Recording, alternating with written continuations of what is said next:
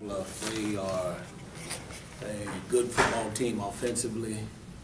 Their quarterback is Mr. Brandon Duncan. Brandon has thrown for 1,795 yards with 9 touchdowns and only 2 interceptions. I had a chance to watch Brandon play against Alcorn State early in the year, and he is a very good and promising quarterback in this league. Their bell cow, the best player on the team, in my opinion, is the wide receiver, Mr. Willie Young.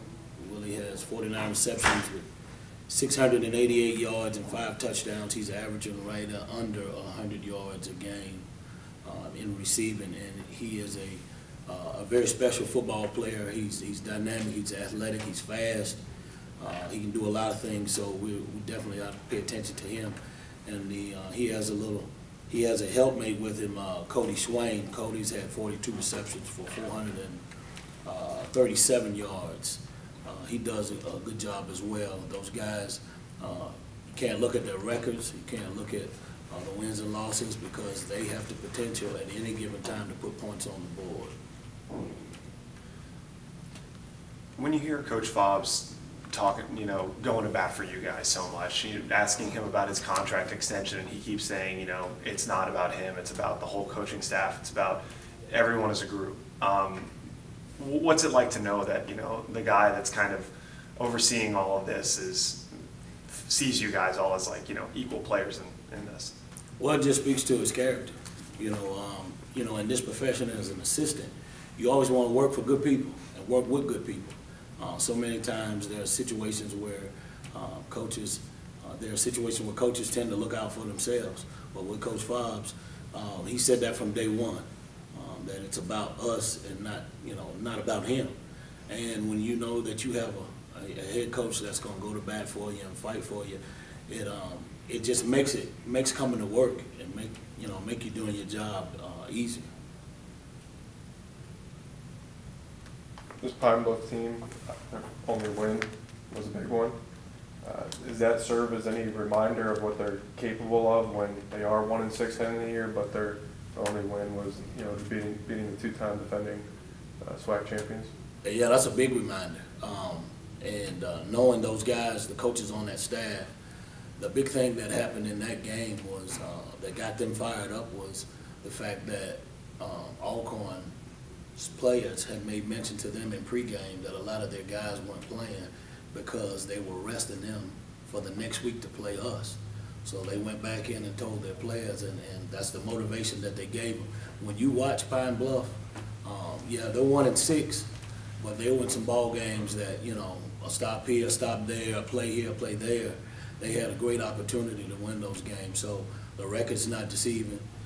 The record is deceiving, and the type of offense that they provide, they can explode at any time. So we're definitely going to be prepared and ready to play.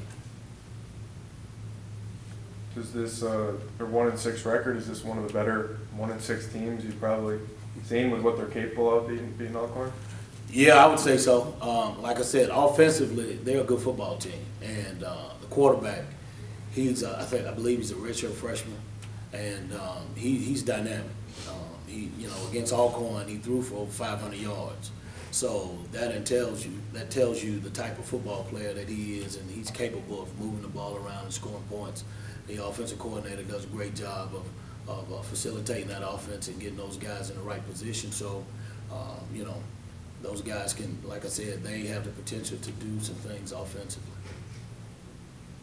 What did you make of the special teams this past week, and maybe more so the entire year, just with them? I know you had Martez back there, who's always capable of breaking one, but to be able to see those guys make some plays where it's not just the offense and defense doing the heavy lifting during the game. Oh, I'll tell you, it was great. I think we played well in all phases except our kickoff coverage early on. That's the Achilles heel, and we're going to get that fixed ASAP. We're trying to play some young guys and give them an opportunity to play, as well as Jonathan has to do a better job in terms of ball placement and things of that nature. But overall, I think we did a B+ job, because in special teams, you can score more ways in special teams than you can on offense and defense, and that's what we emphasize. And to see those guys go out, Joe McWilliams had a phenomenal day. He had 3 blocks, and he wound up recovering 1 for a touchdown.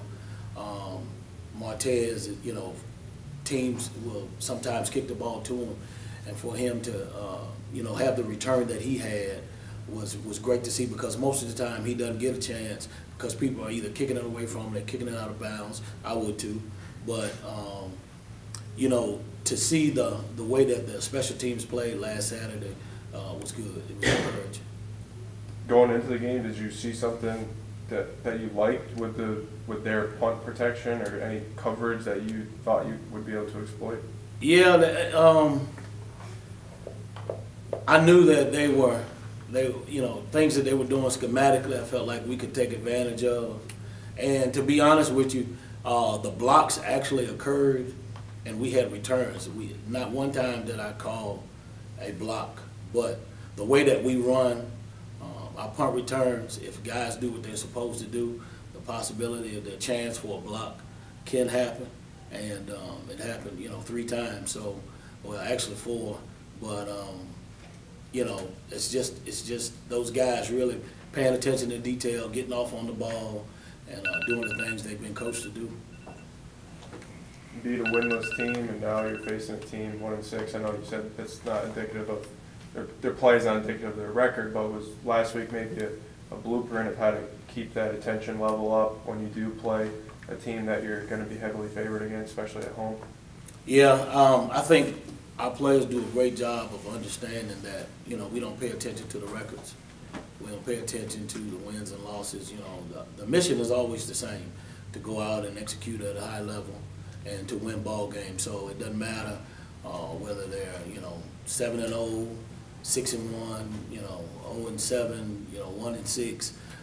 You know, the record is just a record. You know, the game has to be played, and on any, you know, given Saturday, anybody can be beaten. So we don't, you know, we respect all, but we don't fear anybody.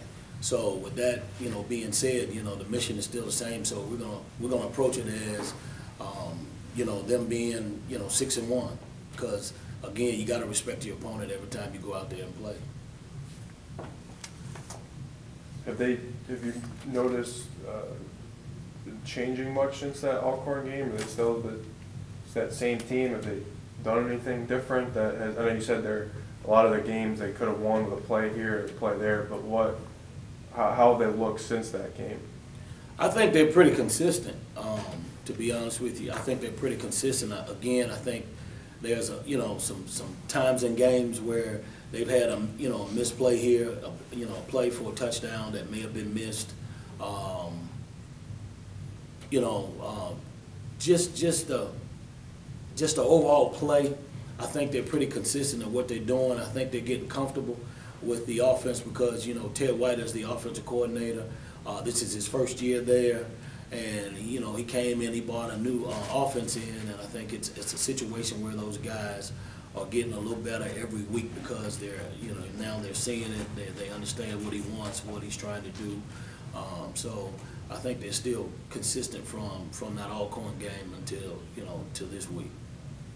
The talk has always been heading into the year about the consistency and finishing and whatnot. How would you characterize the week-to-week consistency, and whether that was practice or games, just through the midway point of the season so far? I think it's been very consistent.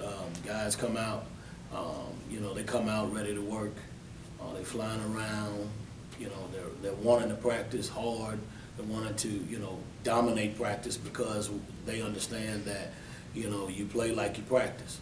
And so, you know, those guys have been consistent in coming out with the right attitude and the right approach, and it's carrying over to the game field.